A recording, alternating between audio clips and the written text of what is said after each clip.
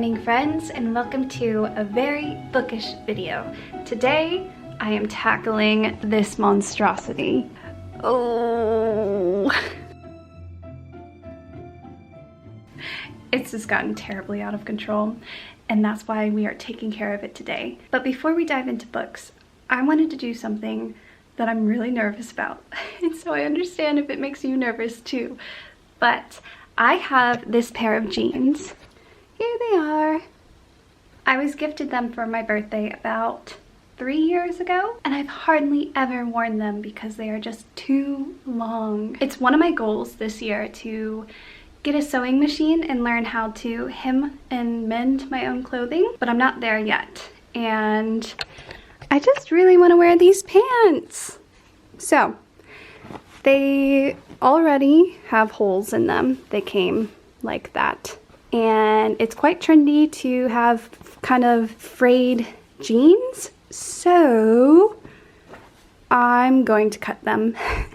Cutting them is what makes me so nervous. I just don't know. I've weighed the pros and cons, and basically if I don't do anything, I just will continue not to wear them. So either I continue to just not wear them, or I give them a little cut, and it turns out okay. I think it's gonna be fine. It's really trendy to have frayed jeans these days. I feel like it's always trendy somehow to have frayed jeans. It just varies between style of jean, and right now it's not skinny jeans, but kind of more wide leg or straight leg jeans, and that's what these fall into, that category. So I'm gonna give it a go. We'll see. So on the rare occasion that I have worn these jeans, I roll them, and they have roll lines which come to about 4 inches. I don't want to take 4 inches off, that seems like a lot, and there is the possibility that I do end up actually properly hemming these when I do get a sewing machine. I'm really nervous now because I have no idea what I'm doing, and so many of you probably do know how to do this, and I don't want to cut off too much.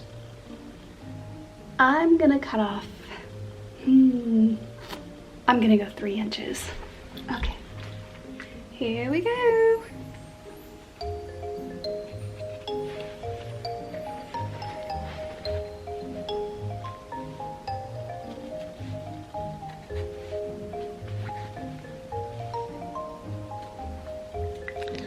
Three inches. I have these nifty fabric scissors, so they're really good, heavy duty. I'm gonna start with this one.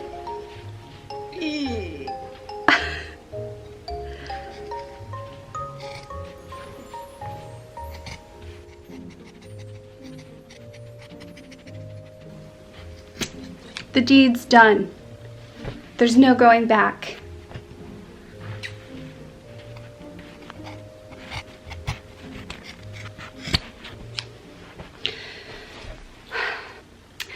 Okay, time to try them on.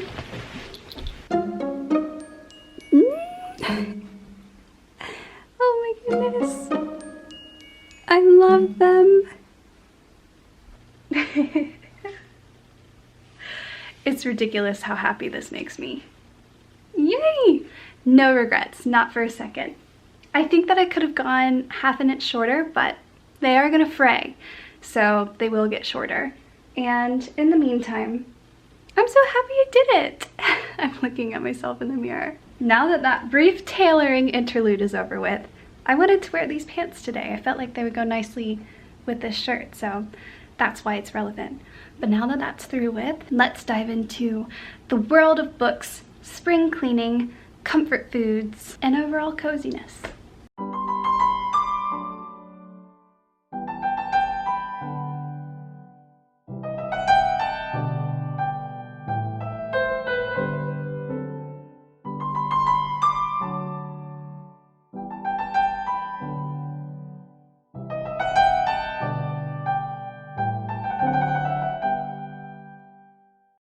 So I thought that it would be fun to do a little reading update as well as some book reading recommendations specifically for springtime because it is officially spring. So with that in mind, let's talk spring / cottagecore / cozy books. But first, if you have not already, go ahead and make yourselves a heartwarming cup of tea.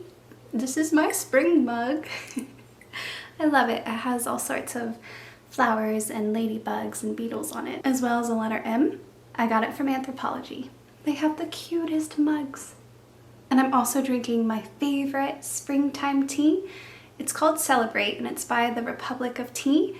And it's, I believe, a green rooibos with lemongrass and something else. It smells and tastes like a cupcake. Vanilla or coconut, that's the other thing. So grab yourselves a heartwarming cup of tea and your coziest of comfy blankets. Let's talk books. Okay, so I have a few spring reading recommendations. Just quickly, on the top I have All Along You Were Blooming, Thoughts for Boundless Living by Morgan Harper Nichols. This is a beautiful collection of poetry. I adore the illustrations. And of course, the poetry is just food for the soul. Very, very uplifting, heartwarming. This is a great gift if you're looking for like a bookish gift to give anyone. I also have Garden Spells by Sarah Addison Allen. This was gifted to me actually. It was a gift from one of you all, and oh, I really, really enjoyed it. It centers around a magical garden and is so cozy. There are some really difficult triggering moments, specifically dealing with physical abuse. However, those aspects of the story aren't exactly entirely essential to understanding the plot, so they can be skipped over. But overall, it's a really lovely romance novel that gives me Practical Magic, the movie vibes. Not the book, but the movie. Two slightly magical sisters, a magical garden, a little girl, romance, and community. I feel like this one's kind of random, but Howl's Moving Castle by Diana Wynne Jones. I'm flipping through the pages and I just found $1. Ooh. So yes, this is an adorable children's literature read. Uplifting, descriptive, absolutely magical, and involves quite a lot of florals, which apparently is something that I'm gauging spring reads by. And I feel the last two are quite predictable. However, I couldn't do a spring reads without mentioning them. Anne of Green Gables by L.M. Montgomery. This is an all-time favorite for me, for many of you, for very good reason, and it can be enjoyed throughout the year. However, it is so uplifting and light. It just feels like a spring read to me. Also, Anne has a deep love for flowers and flower crowns and blooming trees and grassy meadows and things of the sort. If Anne were a season, would she be spring or summer? I think she'd be spring. And lastly, of course, Emma by Jane Austen. I'm not sure if it's because the most recent movie adaptation came out in the springtime and it's just so beautifully spring. Again, florals, grassy meadows, blues and pinks and yellows. It's just so fresh and uplifting. So that adaptation, paired with the fact that I read this novel for the very first time during spring, makes it a spring read for me. It's wonderful. So those are a handful of spring reading recommendations. I did just finish reading Emily Wilde's Encyclopedia of Fairies by Heather Fawcett this morning, and you guys, it's taken #1 of the favorite books that I've read so far this year, and I have read so many incredible books this year. The history and the lore are so detailed and well done. I love our main character, Emily. She's not your typical protagonist. She is grumpy. She's antisocial. She storms around with a giant, what is it called? Is it a sheep hound? A big giant black dog, and lives for books and research and folklore. I absolutely adored her relationship with the other main character, Wendell Bamblebee. His presence in the story made it a bit more lighthearted than other stories that I would compare this to, which I'll share in just a second. But the character development, the development of their friendship, their relationship is just so satisfying. And I'd say this book is equal parts character development driven and action driven. It was a page turner, but at an absolutely satisfying rate. So, if you have not read this book and are curious, I have some books that it made me think of. Kind of a, if you like this book, then you'll like this book type situation. So, Emily Wilde's Encyclopedia of Fairies reminded me of these books. It really reminded me of Spinning Silver by Naomi Novik, specifically with the folklore and the fairy aspect. Also within this category is The Bear and the Nightingale by Catherine Arden. This has kind of similar folklore in it, and it also takes place in winter in a far off, remote, hard to get to village. This though is much darker than Emily Wilde and darker than Spinning Silver. Also on this list is Magic Lessons by Alice Hoffman. I just think that if you like any of the books that I just mentioned, you'll also like this one. Books, books, books. Speaking of books, it is time to tackle that monstrosity in the corner of my bedroom. I wake up every single day and I see it all cluttered and it weighs heavy on my shoulders, and it will just feel so good to have it cleaned. I sense quite the book Unhaul about to happen. So friends, get cozy, let's get to it.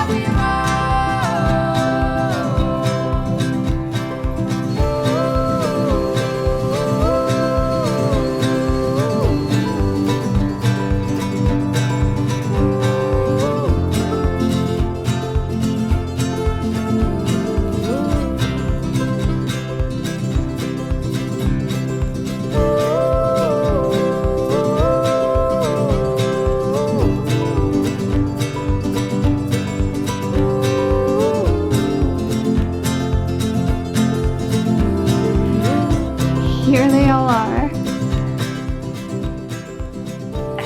So many books. So many books. I should count them.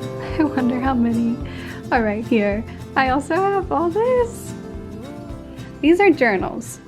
I did a journaling video for my Patreon, so these are actually journals, most of which I've completely filled, except for like 2 of them. And these are magazines and photo albums. Random knickknacks. Random knickknacks. All the books. Oh my goodness. Then we have this very nice clean bookshelf. Another one. And a nice clean nightstand. Well, I think it's safe to say that that was exceptionally more work than I thought it would be. Not necessarily the books, but it wasn't just taking books off of the bookshelf and setting them on the bed. Once I saw the dust, I just couldn't stop. Layers upon layers of dust. Ooh. This corner of our bedroom was so overdue for a hearty clean. So I already feel so much lighter and brighter. I can breathe easier once the dust settles, that is. But before I sort through all of these books, I'm in need of some sustenance. In spirit of spring and coziness, and in this case, cottagecore. Is this cottagecore? I don't know what qualifies. This is just a rambly roundabout way of saying that I would like to make a pastry, specifically a lemon blueberry glazed cake. Or is it a bread? I'm not sure, but I'll pop the recipe up. It's by Nora Bakes, and she is my favorite person to reference whenever I need to make some form of baked good. Her chocolate cake is the best vegan birthday chocolate cake I've ever had. She never fails me, and my favorite pancake recipe is also hers. So I found this lemon blueberry glazed cake bread thing, and I'm gonna have a go at it. Let's briefly pause book sorting for a bit of baking.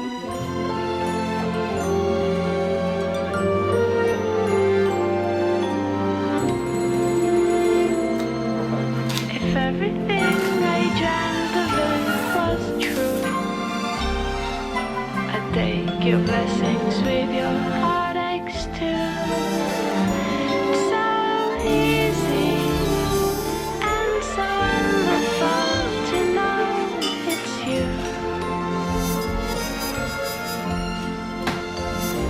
From the highest mountain to the deepest well,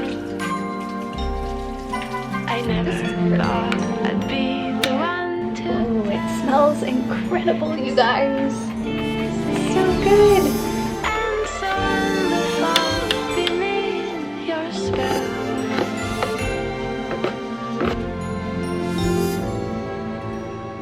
Bright is the shadow that my true love casts. Dark is the light he shares. If I could only have one more night, I'd forgive him, I swear. I swear. I swear.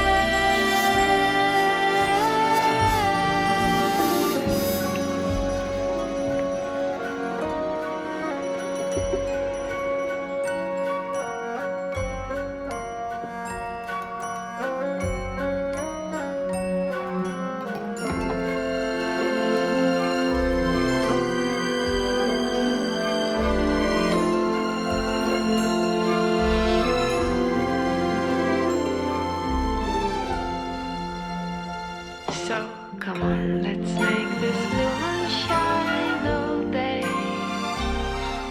Let's make this world do everything you say. It's so easy and so wonderful to feel this way, to feel this way.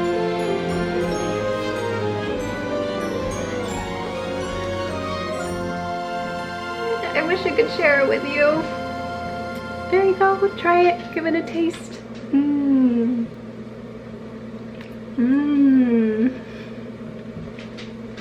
Wow.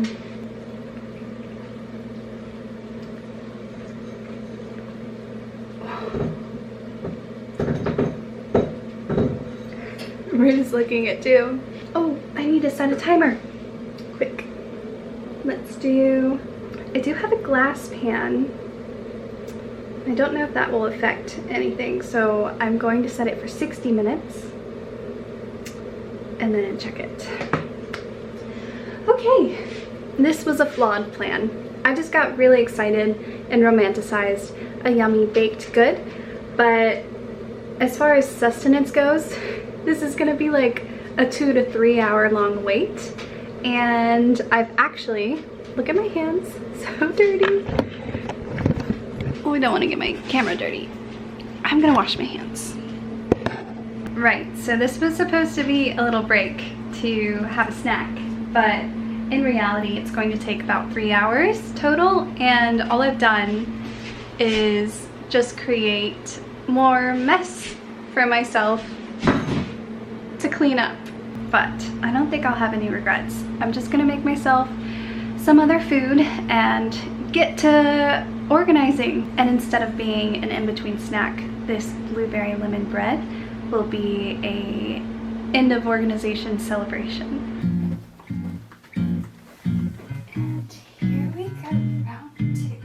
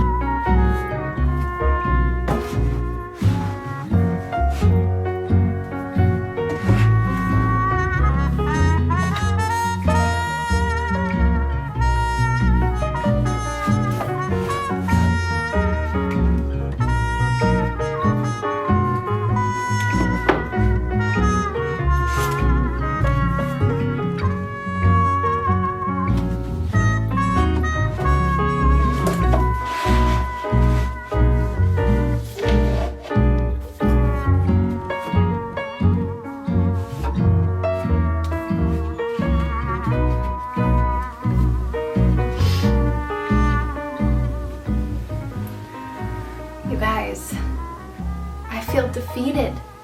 It's like they expanded. I don't know how I fit them all.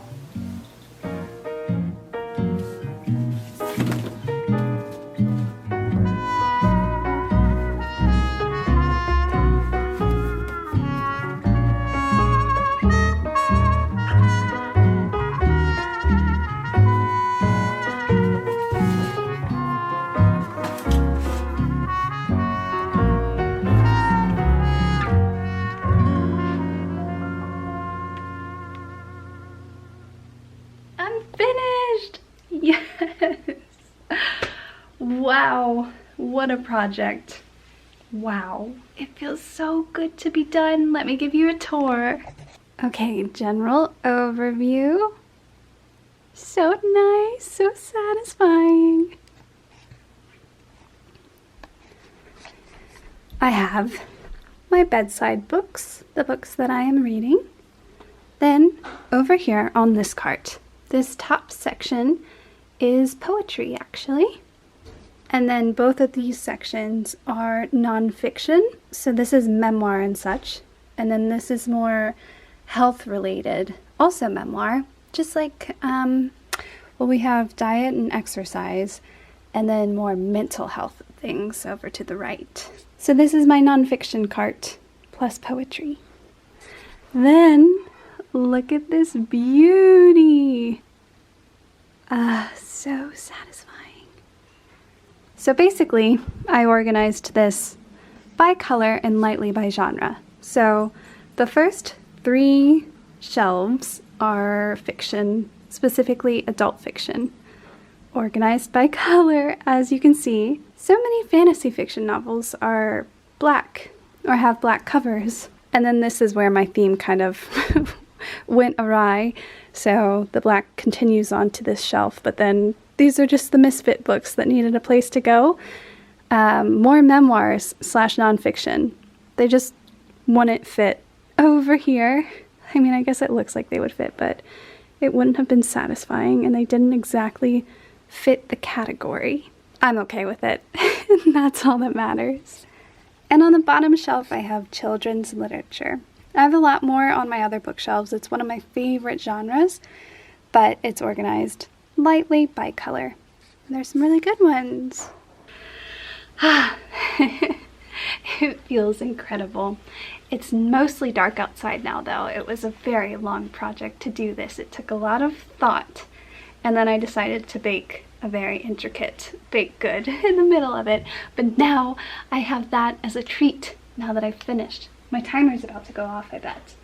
But I did just want to say that when organizing, something that was really helpful for me when I was sorting through which books to keep and which not to keep was asking myself, does this book bring me joy? Yeah, the other day I was craving something really cozy and uplifting and kind of mindless to watch or have on in the background as company, and I came across Marie Kondo's Sparking Joy series, and I decided to watch it. It's just 3 episodes, and they were so heartwarming and motivational and inspiring.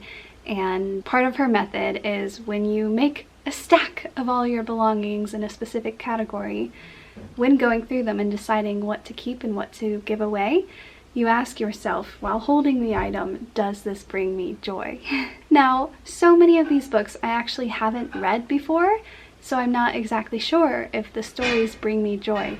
However, whether I've read the book or not, I can tell if I'm excited about it or if I'm looking forward to reading it. So when I came across a book that I hadn't read yet, if it had been on my shelf for like 5 years and I still hadn't read it, I didn't want to, and so I decided to put it in the giveaway pile. And then with books that I have read, I kept only the ones that I enjoyed or that made me feel something or that I gained value out of the experience of reading said story. As such, these book collections, this new space, gives me tons and tons of joy, and it feels like a breath of fresh air, especially knowing that it's truly clean, all dusted and organized. It feels like being decongested, honestly. And now I feel so excited to read the books that I haven't read yet. I'm just in love with my library. I don't at all mind that I'm not buying books this year. I'm just so excited by the books that I already own. I kind of want to go through and add sticky notes to the spines of the books that I haven't read as like a visual reminder. That'll be really cool. Anyways, thank you so much for spending this 20 to 30 minutes with me decluttering today. I hope you enjoyed it. I really enjoyed filming this video. It was very casual, kind of like my previous one. I'm enjoying just being super casual and treating the camera, treating all of you guys like just spending time with friends. I'm not worrying so much about how beautiful everything is. Again, it's me working through my perfectionism like I did during Vlogmas, and I don't know, maybe it's spring, but I've just felt really good while filming and while editing, and as always, just immensely grateful for this community. So again and again, 1,000 times over, thank you so very much for being here. Thank you so much for spending your time with me. Let's enjoy some blueberry lemon bread cake, whatever it is, long awaited. It is, it's like a bread consistency. Oh, Yes. Nice blueberry distribution. Oh yeah, oh my goodness. Wow, look at that. oh, it has lemon in it. Oh, is this dinner? Let's have it before dinner. Oh yeah, it's on the plates. Dessert first. You go for it. You gotta try it. You Okay, got okay. chef's kiss. Okay, I'm zooming in on you. Oh. Yeah, there we go. Okay. Oh my gosh. I'm just so excited. You have no idea how long it took to make this Are you gonna admit? Is it from scratch? from scratch.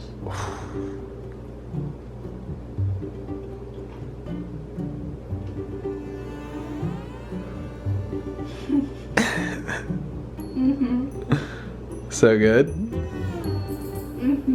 Oh, It's so good. I can't imagine. It's not overly sweet. Yes. I love it. Clearly we have to start with the corner with frosting and a blueberry on it. Oh, oh, oh.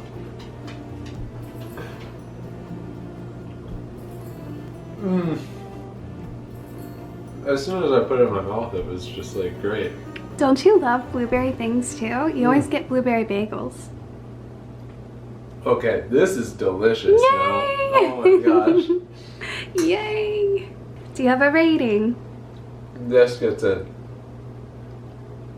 10 out of 10. 10 out of 10! This gets a 10 out of 10. My first ever 10 out of 10! Woo! It's so good. Yay! I give it a 10 out of 10. I do. What? I'm like Gordon Ramsay over here. Oh wow. So silly.